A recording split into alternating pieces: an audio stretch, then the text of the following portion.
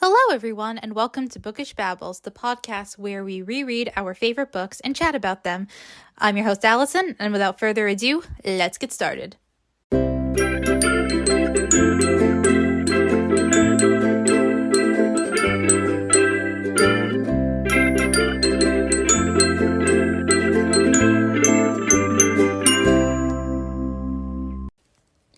Hello, everyone, and welcome to episode 44 of Bookish Babbles. Today we are talking about chapters 22 to 24 of Mockingjay by Suzanne Collins. And I am really not ready. And I know I've been saying that a lot lately, but I really mean it this time. Because we have to cover two things I've been dreading the most. And I dread that every time I read this or watch the movie. And I clearly didn't plan this very well. I forgot how quickly things happen at the end of this book.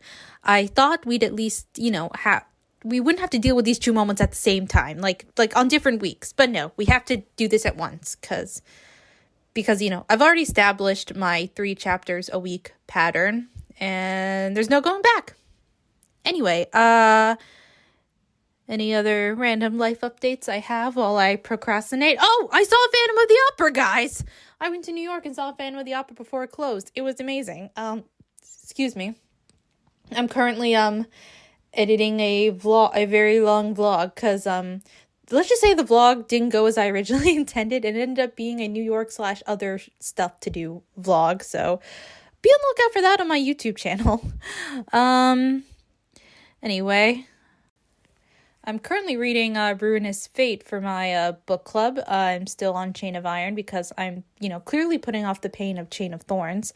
And also, again, my book club book kind of started eating away my reading time. But anyway, I actually don't have a ton of time to record because I always record in my grandparents' basement, but I know my brother's gonna take over in about an hour because he needs to exercise down here. Basically, downstairs at my grandparents' house has turned into my brother's gym and my library / second bedroom because there's an extra bed down here for when my cousin comes to stay, and I've fallen asleep down here many a times, especially lately when I stay up late working on the podcast, so because I can't procrastinate too much. Oh well. Got my cup of tea. I ran away from my grandmother when she told me I looked pregnant in the dress I'm wearing that I wore to work today, so that's wonderful. That information's on the internet now. Okay. Let's do this. Okay, so last week, Katniss took over the squad and is now leading them on a mission to assassinate Snow after Boggs and a couple others unfortunately die. The world now believes that the Star Squad is dead, so it buys them some time, and in order to avoid pods, they're now traveling underground, including through the sewers, which is, gross. And something is now hunting them in the sewers, so even better. This week, the Star Squad fights off the new mutts, and not everyone makes it out. We reunite with someone we haven't seen in a hot minute, and Katniss finally approaches Snow's mansion, and her mission is a complete success, and everything works out, and everything is fine. Pray for me, everyone. Okay, let's get into chapter 22.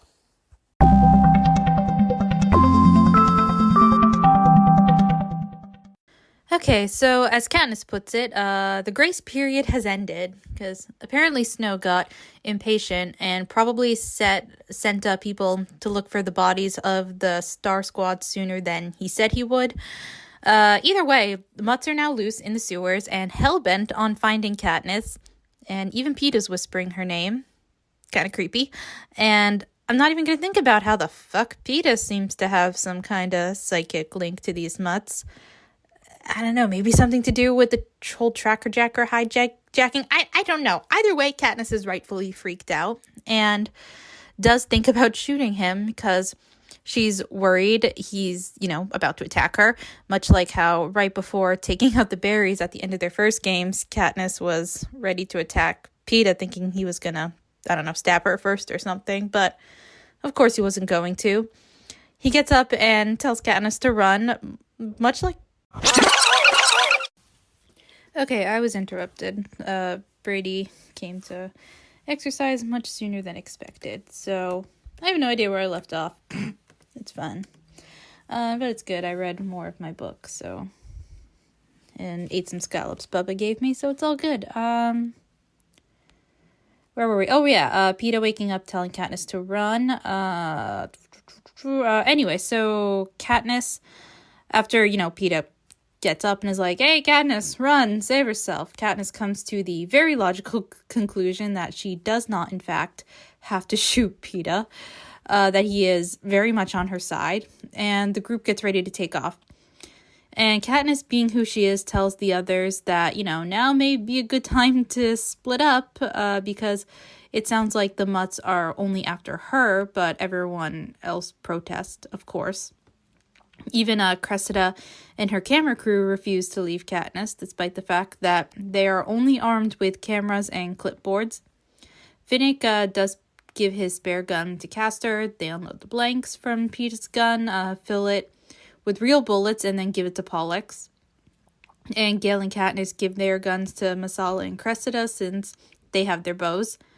And by the way, spoiler alert, but even if for some reason everyone listened to Katniss and they split up, it wouldn't have made a difference, because we'll see in a bit that the Mutts, they'll just attack whoever they run into, and probably won't stop until Katniss is dead. Anyway, the camera crew gets the most bare minimum of training, which is point and press trigger button, which is, about the standard of gun training we get in the States anyway, so it's accurate, because Pandem's supposed to be in the United States. Anyway, so they take off. PETA's the only one without a weapon, by the way, but then again, not the most mentally stable for one. And as we've covered in last week's episode. So as they journey, the hissing becomes more distinct, and Katniss guesses that the Mutts will be tracking them by scent. And she also can't help but wonder, what forms these Mutts will take, because between the wolf Mutts from the 74th games and the monkeys in the Quarter Quell, we've seen some pretty interesting ones, and we all know they will be freaky and scary. And by the way, I'll obviously talk about this moment more in our movie episode, but in the movie, the first time I saw it, the suspense of waiting for the Mutts to pop out and attack, absolutely terrifying. Maybe not for everyone, but definitely for me, because I'm a wimp when it comes to horror. So anyway, the goal is to try and put as much distance between them and the Mutts as possible, and hopefully emerge above ground near Snow's mansion. Unfortunately, going faster also means making more noise. And ultimately, their goal does not work out. They make it about 3 blocks when they suddenly hear some Avoxes screaming, because let's not forget, the Star Squad aren't the only ones down here that the Mutts could find. And of course, Snow wouldn't care if some Avoxes died as a result. Worth it as long as Katniss dies, right? And in a hot minute, the Mutts are also going to kill some peacekeepers, people who are serving the capital, your own people, Snow. Basically, everyone is disposable. He doesn't care as long as the end goal is achieved. And much like how Gale didn't care about causing an avalanche in the Nut back in District 2, even after someone said, hey, Gale, some of our own spies, our own people are down there, you'll likely kill them too. Gale was all like, no, that's fine. Interesting, right? Anyway, Katniss once again insists that she should go off alone, and everyone's like, oh, hell no, move, you're wasting time, yada yada. Katniss and Pollux then start looking at the hollow to find a way out when Katniss starts gagging on something. Jackson assumes that something toxic has been released into the air and tells everyone to put their masks on, but Katniss is the only one affected by the smell. Why? Because it smells like Snow's roses. Which just really goes to show, what a cruel and petty bastard Snow truly is. He just has to rub it in, doesn't he? Fucking Snow. Desperate to get away from the smell, which is obviously very triggering for her, Katniss stumbles out onto a transfer platform thing, basically where delivery trucks can go. And Katniss then fires an explosive arrow and kills a nest full of flesh-eating rats, which I'm glad was not included in the movie. Thanks to 1984, the book, I now have an intense fear of rats. So thanks for that one, Orwell. Also, one false step will cause the ground beneath them to disintegrate and feed them to something called the meat grinder. Sweeney Todd flashbacks, anyone? Also, Finnick saves Katniss from another unmarked pod that was silent, and like golden light comes down from the ceiling. Insert lame joke about not going into the light here, I guess. But well, Katniss was lucky enough to be saved. Masala, not so much. He gets caught in the light and is frozen in place while his body is melted like candle wax. Totally not disturbing at all. Thanks for that, Suzanne. Everyone is, of course, shocked by this sudden and very violent death. Strangely, Peeta is the one keeping it together and getting everyone to move. And of course, as soon as they start to get away, they run into another problem because both Snow and, by extension, Suzanne, refuse to chill out, I guess. They barely avoid getting hit by a spray of gunfire, but it's not from a pod, but actual peacekeepers, and they outnumbered the Star Squad 2-1, so odds aren't looking so great. But remember, a good chunk of the original Star Squad members were chosen because they're amazing shots. So they take out a good chunk of the peacekeepers. Katniss even makes the comparison that they're like fish in a barrel. And more than half the peacekeepers are dead when, more appear. Except they aren't peacekeepers. Yeah, those are the mutts they were running from. And, like, the mutts are creepy, to say the least. Like, they are four-limbed, and they're the size of fully grown humans. And that's about where the resemblance stopped. Like, they're all, like, white and reptilian, and they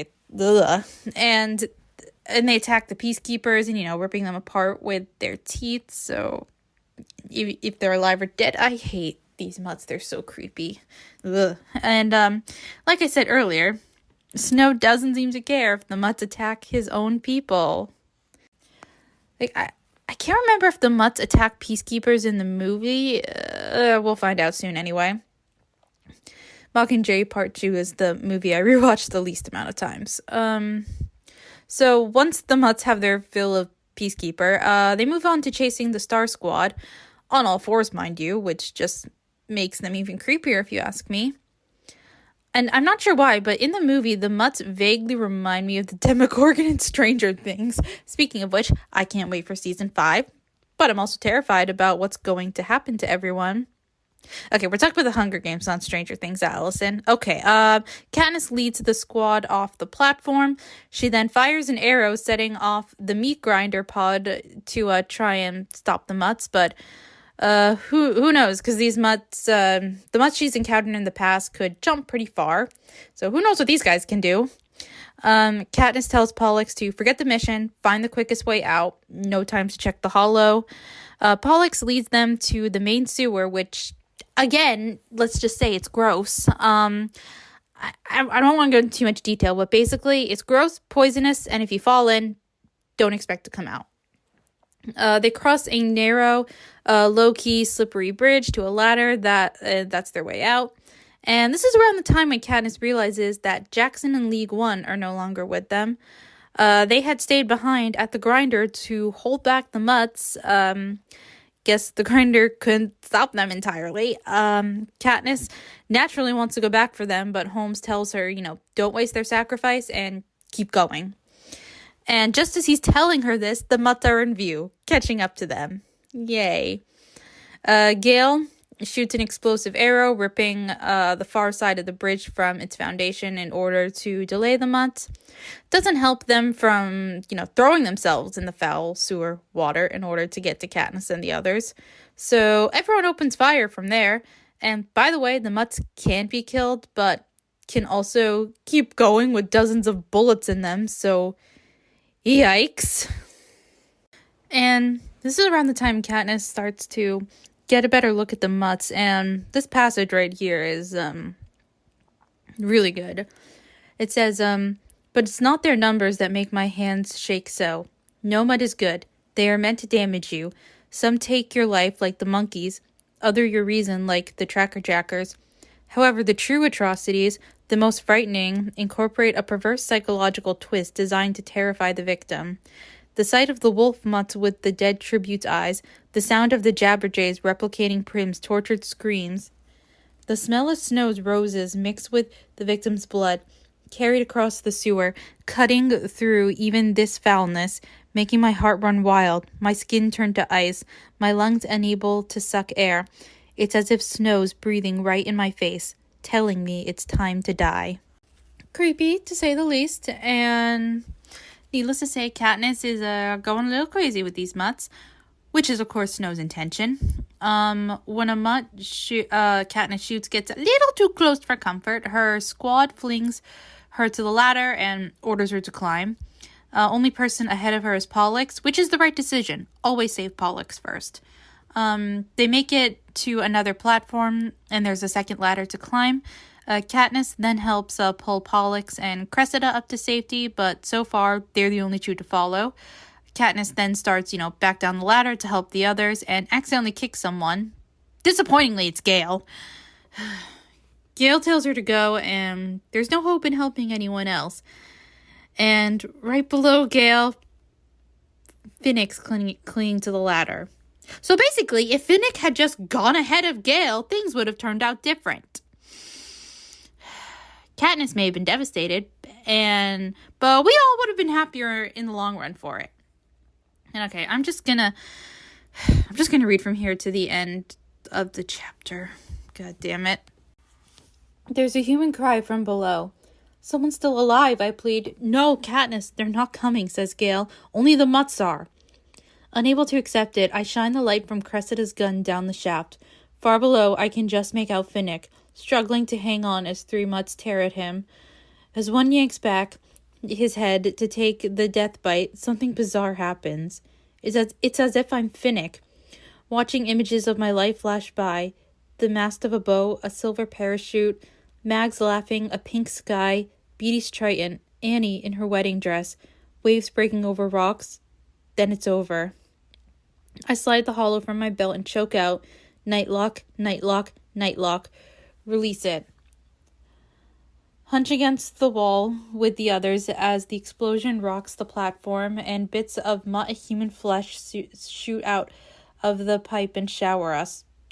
There's a clank as Pollux slams a cover over the pipe and locks in place. Pollux, Gale, Cressida, Peeta, and me.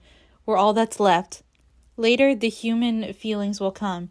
Now I'm conscious only of an animal need to keep the remains of our band alive.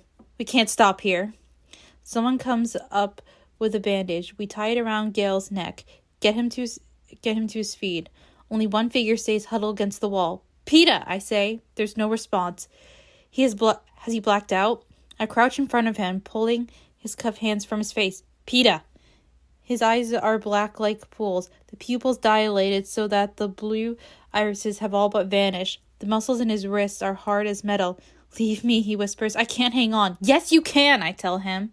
Peeta shakes his head. I'm losing it. I'll go mad like them. Like the mutts. Like a rabid beast bent on ripping my throat out. And finally here is the place. In these circumstances, I will really have to kill him. And Snow will win. Hot, bitter hatred courses through me. Snow has won too much already today. It's a long shot. It's suicide, maybe, but I do the only thing I can think of. I lean in and kiss Peeta full on the mouth. His whole body starts shuddering, but I keep my lips pressed to his until I have to come up for air. My hands slide up his wrist to clasp his. Don't let him take you from me. Peeta's panting hard as he fights the nightmares raging in his head. No, I don't want to. I clench his hands to the point of pain. Stay with me. His pupils contract into pinpoints, dilate again rapidly, and then return to something resembling normalcy.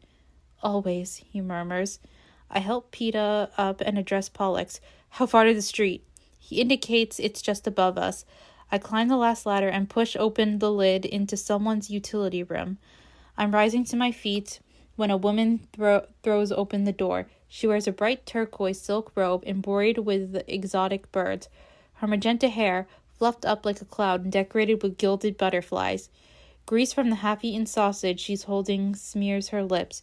The expression on her face says she recognizes me. She opens her mouth to call for help. Without hesitation, I shoot her through the heart. So, a lot just happened, to say the least. Finnick, of course, just died.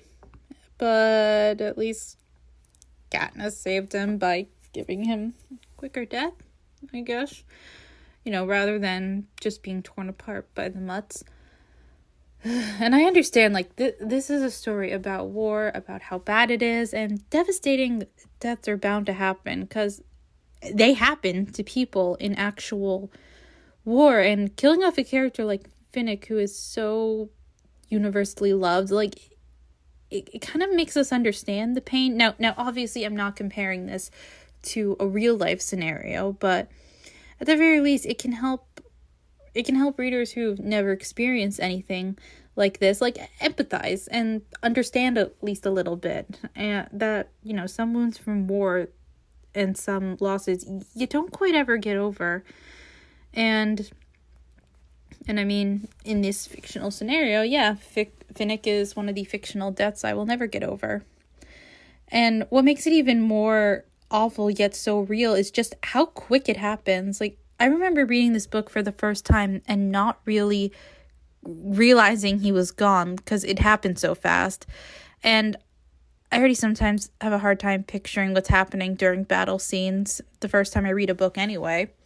And I think it might have taken me up until the next chapter to realize, wait, Finnick isn't with them anymore. And I also may have just been in some denial. And also, don't forget Holmes didn't make it out. And neither did Castor. So Pollux just lost his brother, someone who he's known his whole life, and who bought his freedom when he had been stuck in the sewers for 5 freaking years. And so, just like that, 3 more members of Star Squad gone, and don't forget, League One and Jackson, right before that, had sacrificed themselves to buy the others time. And I imagine this is a very realistic reflection on what it's like being in the heat of battle, which luckily I've never had to experience. But just how suddenly someone can be gone, the shock of it has to be insane. And we ended the chapter with Katniss killing someone, which was completely out of the movie, by the way. And I know, because I was shocked when I read this, I had completely forgotten about it. And again, I love how the books make the Katniss a bit more of a complicated gray character, but we'll unpack all that and a bit more in the next chapter, because it's break time and I need a moment. Hey guys, it's me during break, and I just found out that somehow I've been out of the loop, but They Both Die at the End is getting a series adaptation on Netflix? What? I read this book around the time it first came out, and look, me and Sarah are obsessed with it. I still haven't read the prequel though, whoops. But oh my god, we're getting a Netflix series adaptation. So in case you're out of the loop and you didn't know, now you know. Okay, back to the episode. Okay, we're back. And I'm still upset. So we pick up where we left off. There is now a dead body, thanks to Katniss. They look around the apartment, and as far as they can tell, no one else is home. Isn't a sign of anyone else. And as nice as it would be for them to stick around and hide out in said nice apartment, they don't have time to do that. Gale is sure that the Mutts could catch up to them at any moment, or, peacekeepers or other people could figure out where they are.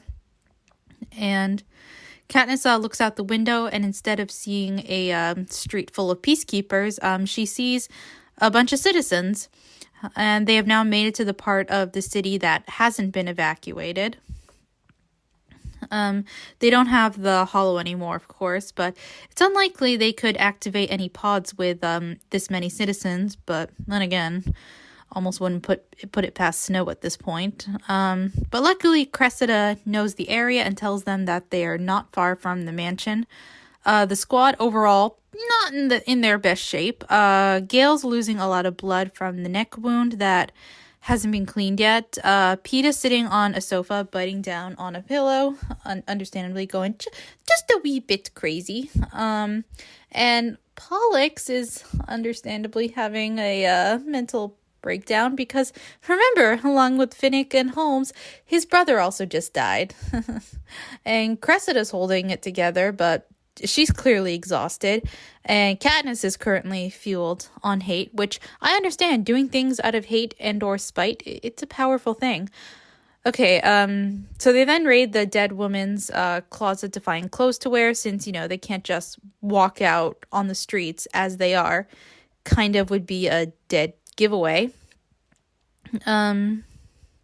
So they put on coats, wigs, hats, and makeup all in an attempt to blend in.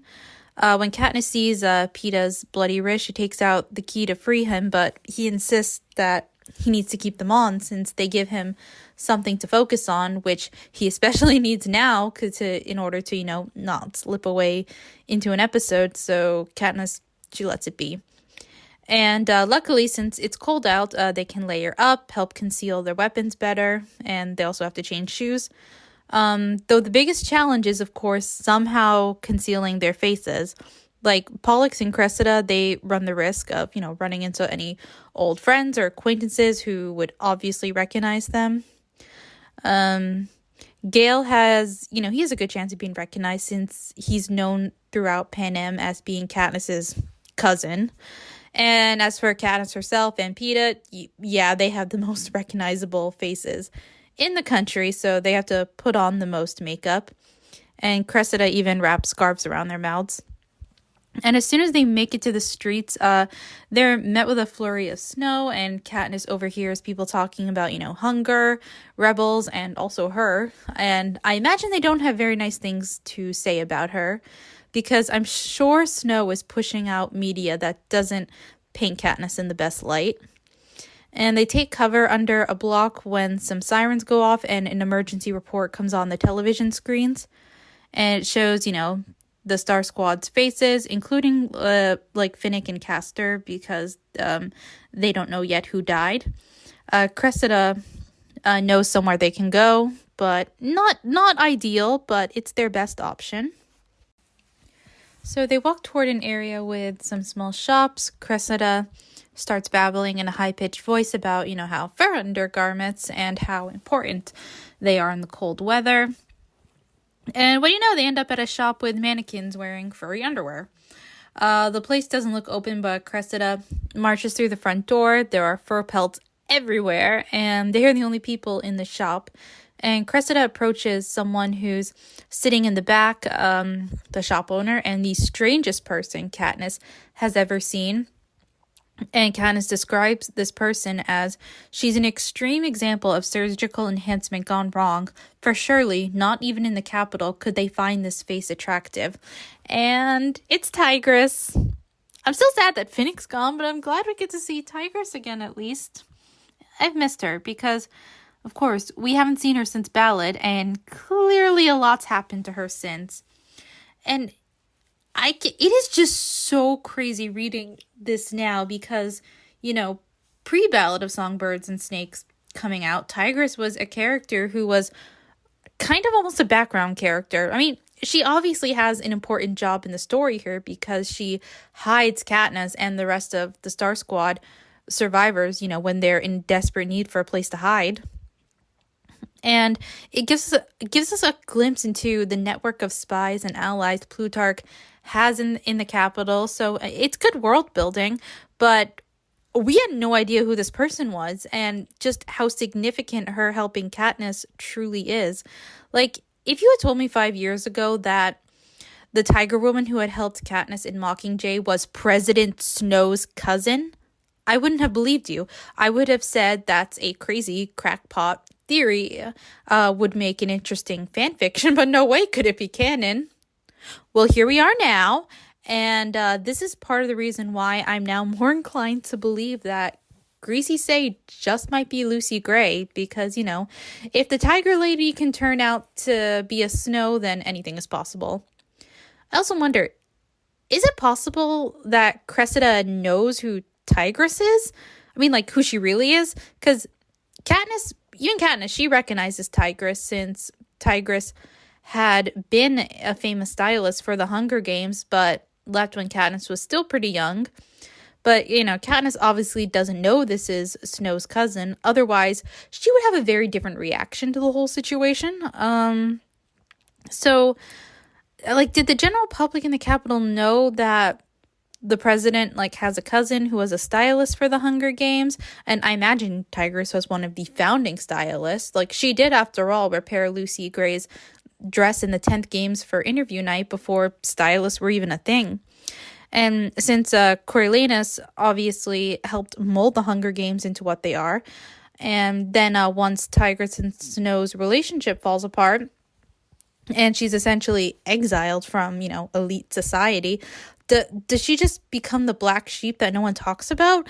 It probably, the relationship probably fell apart slowly, because we know that unlike Snow, the Hunger Games truly did rub Tigress the wrong way, because unlike her cousin, I believe Tigress is, at her core, she's a good person, despite the environment she grew up in. And for the record, I know that when the movie comes out and we're all talking about the Hunger Games again, there's gonna be a subsection of people in the fandom who will be like, oh, poor Corio, he has trauma, he's the product of his environment, it's not his fault he turned out the way he is. But, this happens with every white boy character in any story. But just remember, Tigress has a lot of similar trauma. She also witnessed the cannibalism. She grew up in the same household as Corio and was also orphaned. And she turned out more well-adjusted. And she never did the genocide. Just saying. Anyway, bit of a tangent. How do we get here? Oh, right. I was wondering if Cressida maybe knew who Tigress really is, because no doubt Plutarch does. I don't know, maybe that's why Cressida wasn't sure if, hiding out in Tigress's shop would work out, but because even though Tigress is on their side and hates Snow, would that loyalty stick if she knew this group was actively going to kill her cousin?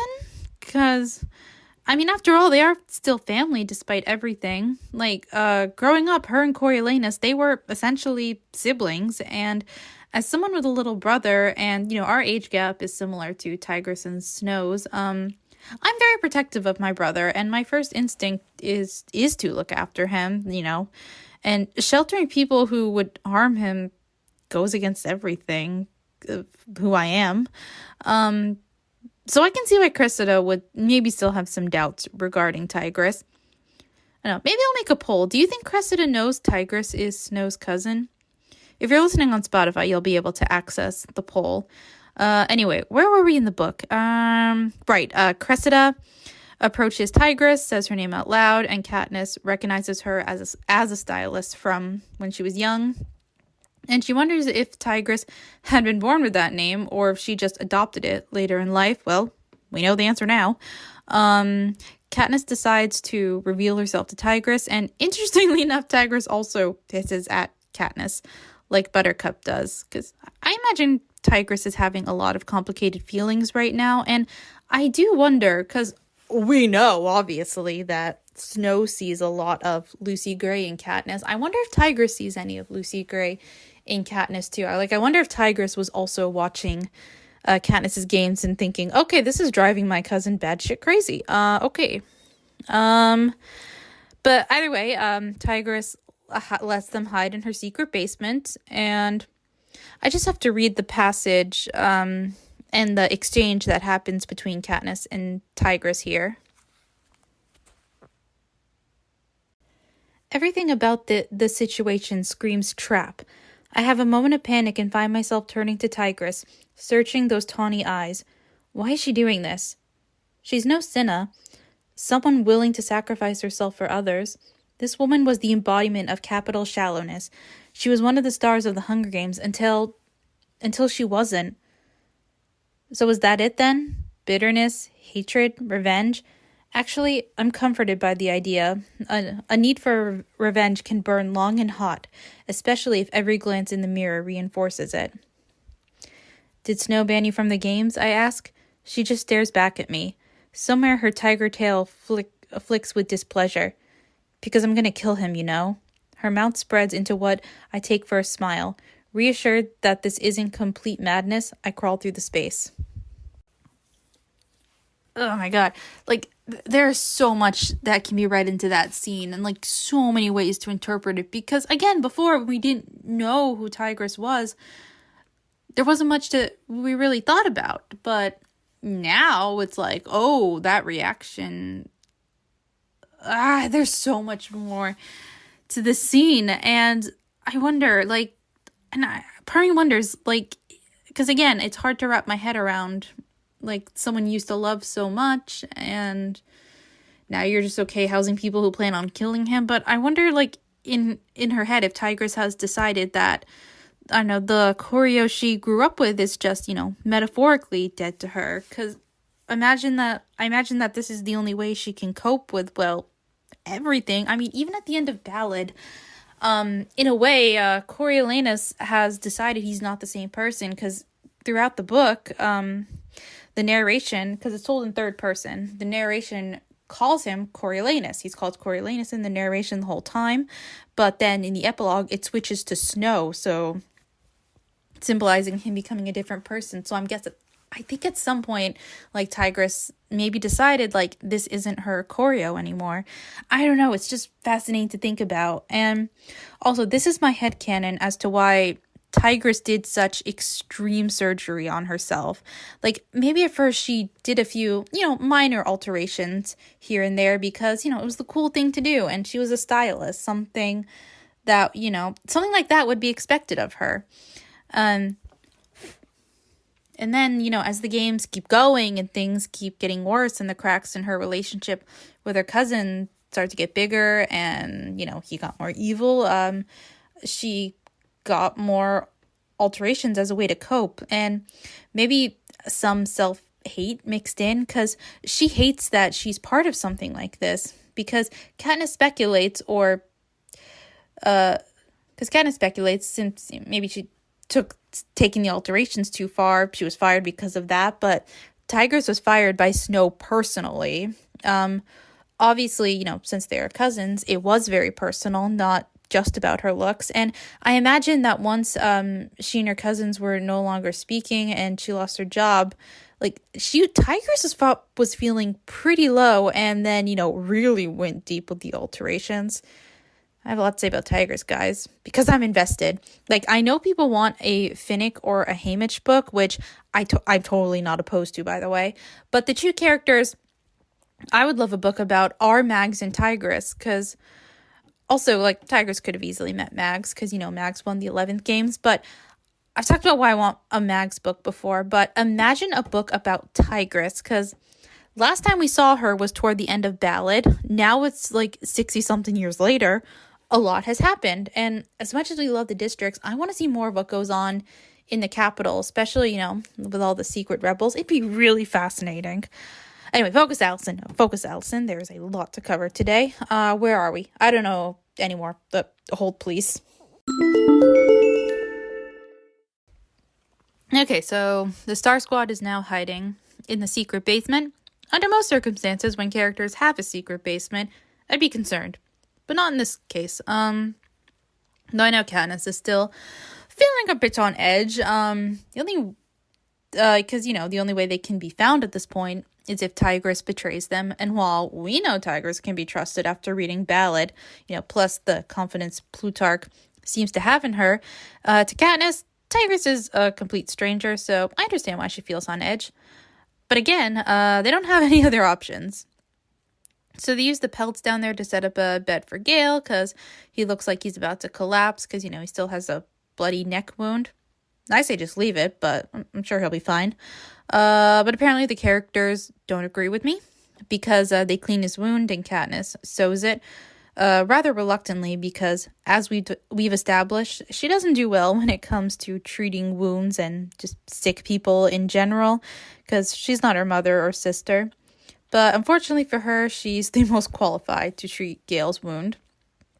Once she's done, he goes right to sleep. Katniss then moves on to tend to Peeta's wrist, while Cressida and Pollux set up for beds for everyone else. And while Katniss is taking care of Peeta, they have a conversation that eerily echoes one that they had in the cave back during their first games.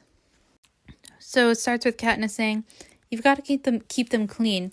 Otherwise the infection could spread, and I know what blood poisoning is, Katniss," says Peeta, "even if my mother isn't a healer.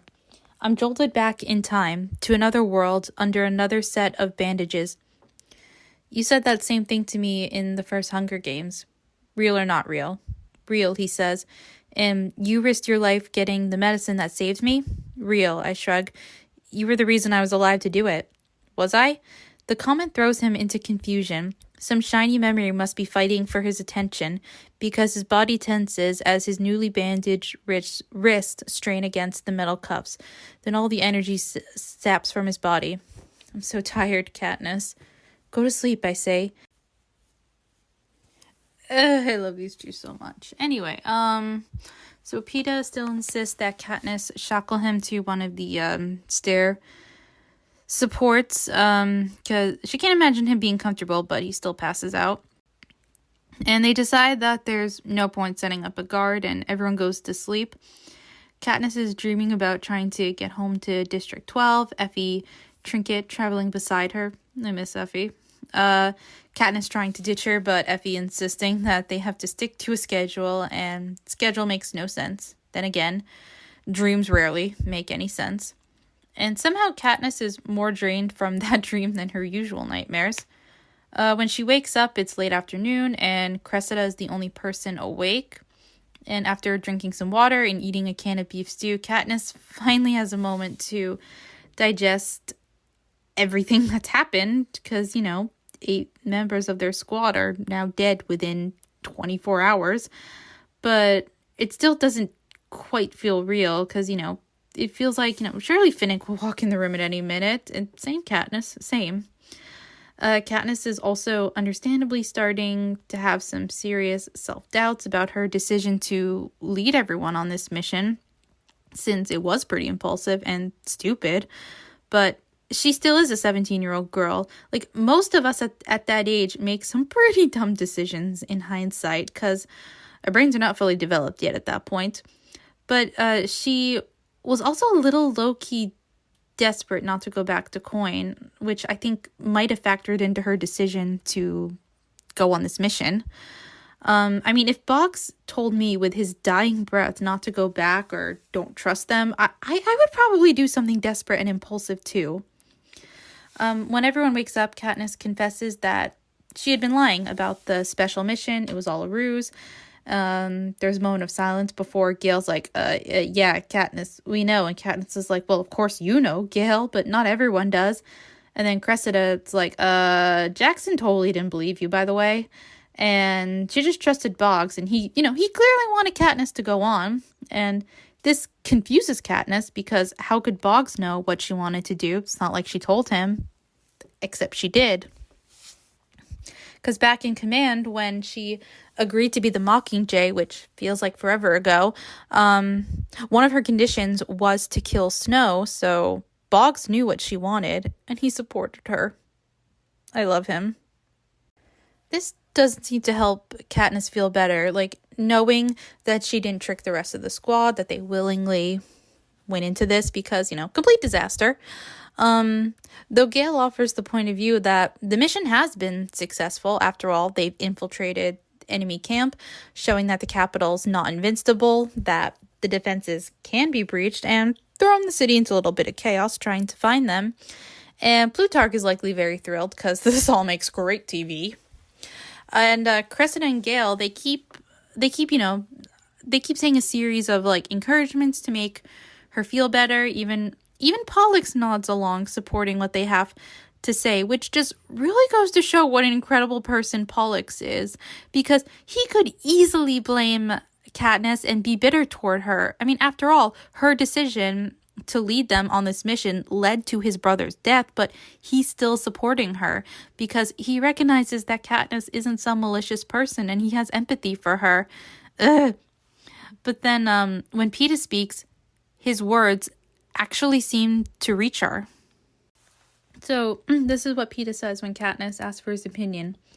I think you still have no idea the effect you can have. He slides his cuffs up the support and pushes himself to a sitting position. None of the people we lost were idiots. They knew what they were doing. They followed you because they believed you really could kill Snow.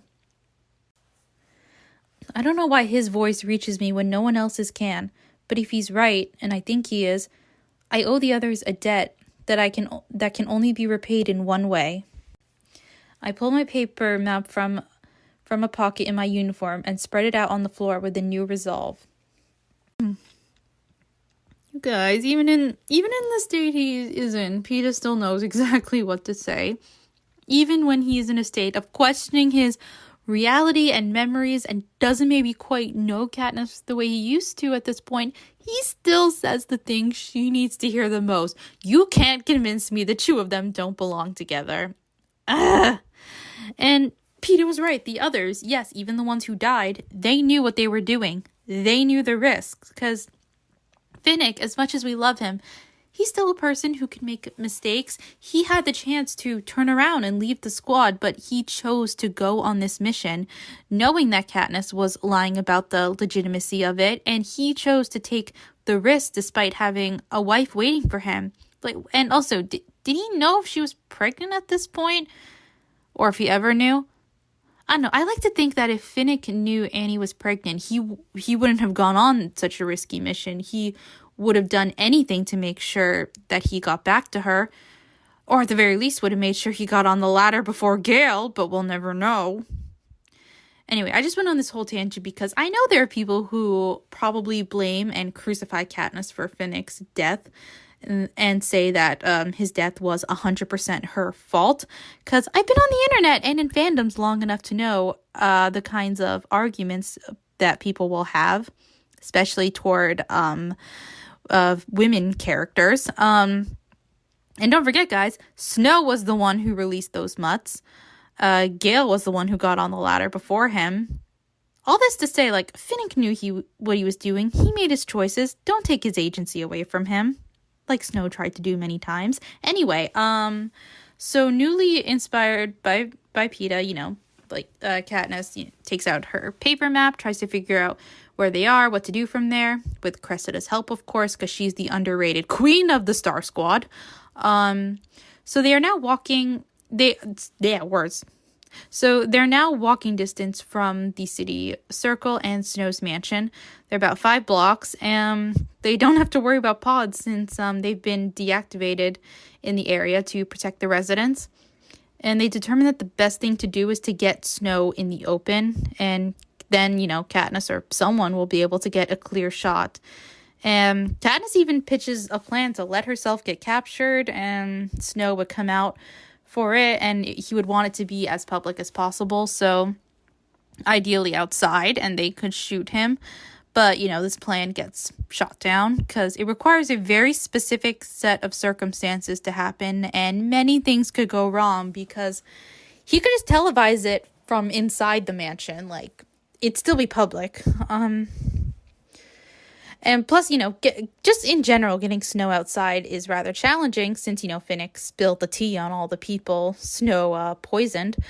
So he's got to be extra vigilant and paranoid because now even more people have it out for him. And in a little bit, it's closing time at Tigress's shop. So she lets them upstairs, gives them dinner. Katniss is also relieved to hear that Tigress has not contacted Plutarch, since currently there's no safe way to.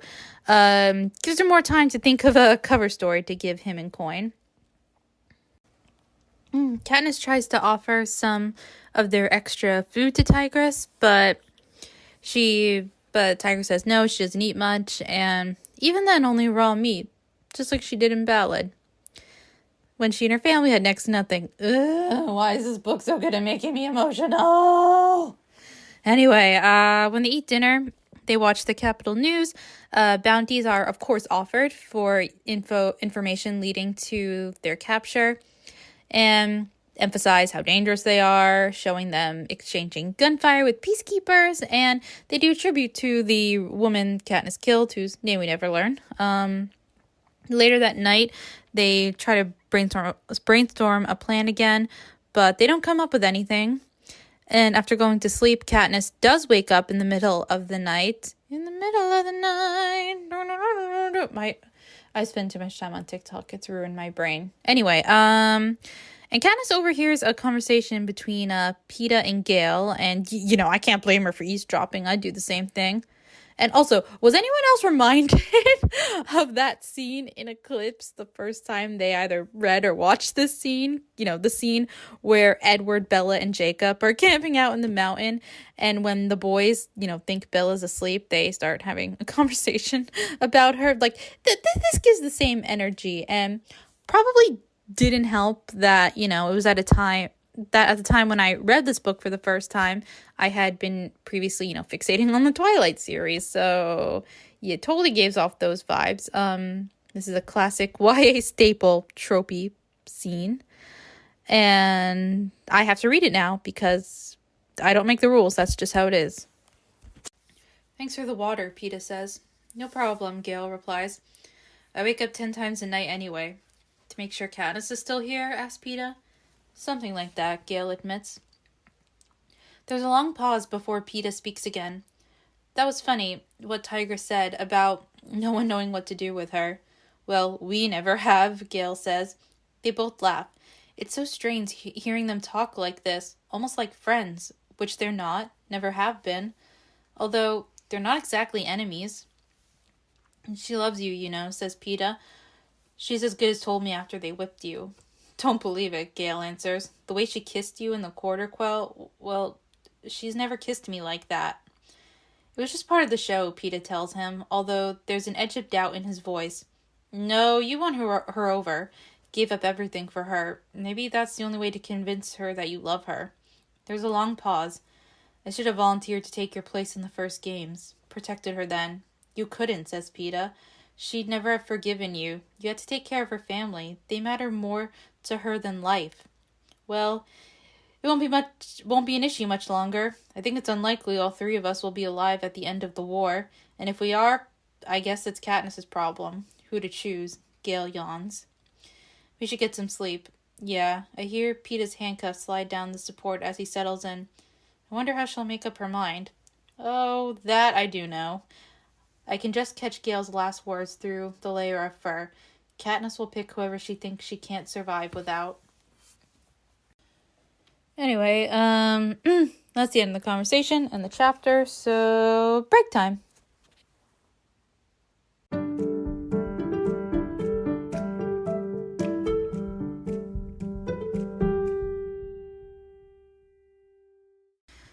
Okay, we're back. Katniss is not okay with what Gale said and is now angry at both him and Peeta because of the way Gale worded that. Because she interpreted it as Gale viewing her as someone, who's calculating and wouldn't think about her feelings when choosing a partner, that it's all purely like, cold thinking strategy or whatever. But personally, I'm not sure if Gale meant it that way. This is one of the rare times I'll defend him. But anyway, I don't want to linger too much on the love triangle bullshit because this episode's going to be long enough as it is. So they all gather for breakfast upstairs with Tigress. They watch the news and they see Beetee interrupted the program. We see some footage of what the rebels have been up to during the invasion. Someone got the idea to take an abandoned car and send it rolling down the streets to set off pods so, the rest of the troops can move through much more safely. And it's great, and it's a good plan. It works for a while, but of course doesn't last because the game makers just start manually turning pods on. But like I said, nice while it lasted. More neighborhoods in the city have to be evacuated, and the streets outside Tigress's shop are now getting pretty crowded with refugees.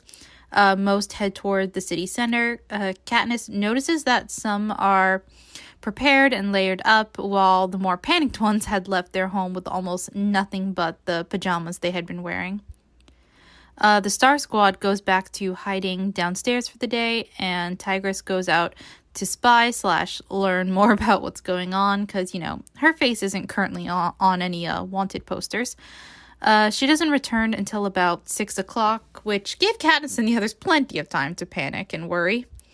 But it's all good. She's making them dinner. She was able to get some good food because, fur underwear is a valuable thing to trade while the weather is cold.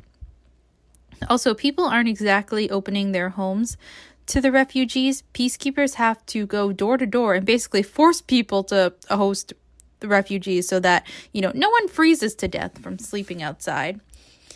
Snow's even set aside some wings in the mansion for people to stay in. Even some of the local shops will have to start taking people in, meaning Tigress, and meaning that the Star Squad will essentially be trapped in the basement. And they also need to see a story on the news where a crowd beat someone to death who they thought looked like PETA, which is disturbing enough, but they then find out that the young man that they killed looks nothing like PETA apart from, bleached hair. So, yeah, everyone's not doing great. And angry mobs, extremely dangerous. This is the kind of chaos I know is driving Snow insane. And as they're doing the dishes, Katniss tells Gale that she plans on leaving in the morning, and he insists on going with her, of course. They decide Pollux and Cressida are good guides since they know the city, and they're sure that they can convince PETA to stay behind, especially if they tell him that it'll be safer for everyone else that way. And PETA does take the news well, but he doesn't plan on hiding in the shop. He'll go out and cause a diversion if he has to and be useful that way. So in the end, they go back and forth on it. And in the end, Gale gives him a nightlock pill just in case, PETA needs it, because he's made it very clear before he has no intentions of going back to Snow. Tigress helps dress them all the next day so they'll blend in better. And in the end, they look like the rest of the refugees. And I 100% agree with PETA when he says, never underestimate the power of a brilliant stylist. And it makes Tigress smile. And everyone says their goodbyes. Katniss unlocks PETA's cuffs and gives him a big hug. Katniss and Gale stick together as they travel through the crowd. Katniss loses sight of PETA and also Cressida and Pollux, but sticks with Gale. Hopefully Gale can see them because, he's tall. But Katniss does catch sight of a little girl in a yellow coat who maybe recognizes her, but that's not good. Very, very not good. And just as Katniss is starting to warn Gale about, the little girl recognizing them, gunfire suddenly everywhere. People drop to the ground. Pure chaos. Katniss and Gale, they take cover behind a shoe display outside of a shop, and Katniss sees the little girl in the yellow coat, crawl over the body of her mother and then get shot. So, yikes, that is a horrifying thing to picture. My God. Rebels are here, I think, needless to say. Katniss and Gale still making their way to the mansion. Gale even kicks a peacekeeper and takes his gun. Though many citizens and refugees are caught in the crossfire of battle, which, yikes, not good for either side. A pot of poisonous steam goes off. Some kind of sound goes off in one concentrated area, and anyone who's in that area is, dead instantly. Katniss and PETA even play dead, not PETA. Katniss and Gale even play dead among the bodies. When they get up and move along, the ground starts opening up in the street, and let's just say you don't want to fall in. After almost falling in, Katniss manages to pull herself up and hang onto a lamppost, but she's lost track of Gale. Then finds him climbing up to a door to a shop and fails to kick it open since it's locked. So she shoots the lock till the door flies open, and for a moment, looks like he's good. Until he's caught by peacekeepers. So Gale's pulled inside and, mouths something she can't make out, but now she's alone, so Katniss does the only thing she can do, which is to turn and run again toward the mansion. And it's only as she's running away that she realizes what Gale had been trying to say, which was, shoot me, and she failed him. It's fine, Katniss. He'll fail you big time in a minute. But anyway, so the best hope for Gale is, for the rebels to win as quickly as possible, and, then they'll be forced to give up their prisoners, and hopefully Gale won't have suffered too badly then.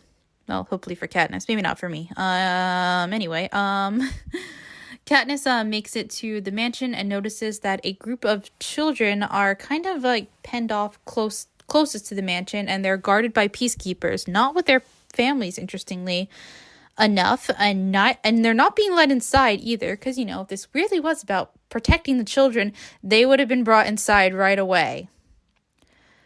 But no, they're essentially being human shields now.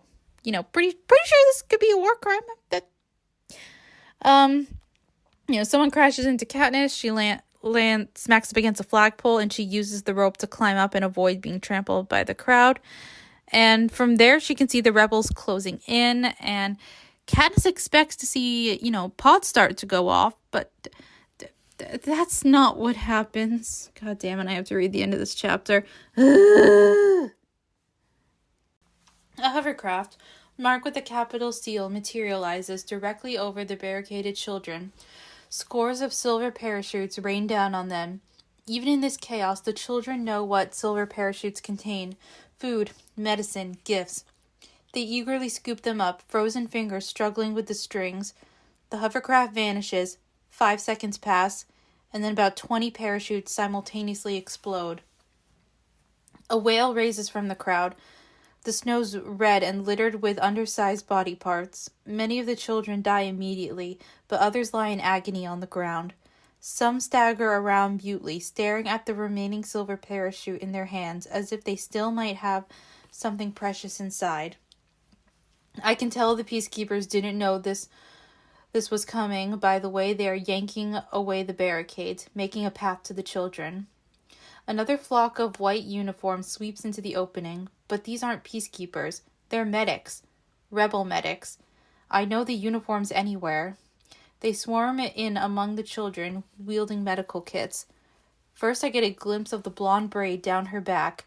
Then, as she yanks off her coat to cover a wailing child, I notice the ducktail formed by her untucked shirt. I have the same reaction I did the day Effie Trinket called her name at the reaping.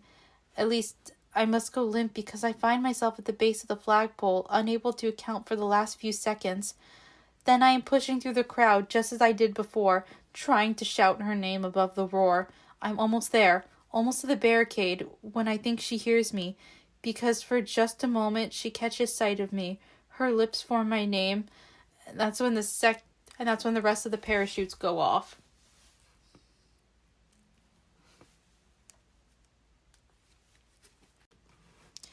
Yeah, if you thought I was shocked when I read this book for the first time and realized that Finnick had died, yet nothing prepared me for this one.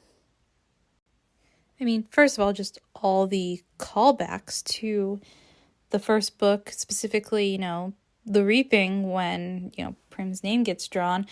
And, this eerily echoes that so much. And it's almost as if it's a way of saying that, Prim was always destined to die. Katniss just bought her some extra time.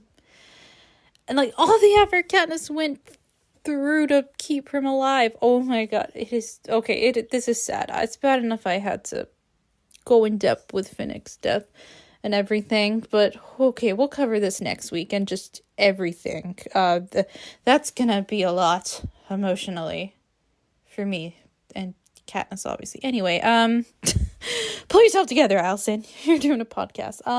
Okay, before I get too sad, I should wrap this up. So thank you all for listening and putting up with me and my chaos, and sometimes my inability to speak, which happens. Socials in the show notes. Easiest way to support is to just like and follow on whichever platform you're listening to this on. And again, if you are listening to this on Apple Podcasts and you leave a 5-star rating, leave a 5-star rating either way, but if you leave a review, like you write a review and it's rated 5 stars, I will read it aloud on the show. That is always an open invitation. Next week, chapters 25 to 27, and then that's the end, plus the epilogue. Oh my god, holy crap. I'm not ready, guys. I'm not okay. Is this the end of... Fuck, I think it is. Okay. Words, Alyson. You can do words. But thank you all so much for listening, and love you. Hope you guys have a great day /night, and I'll talk to you next time. Bye!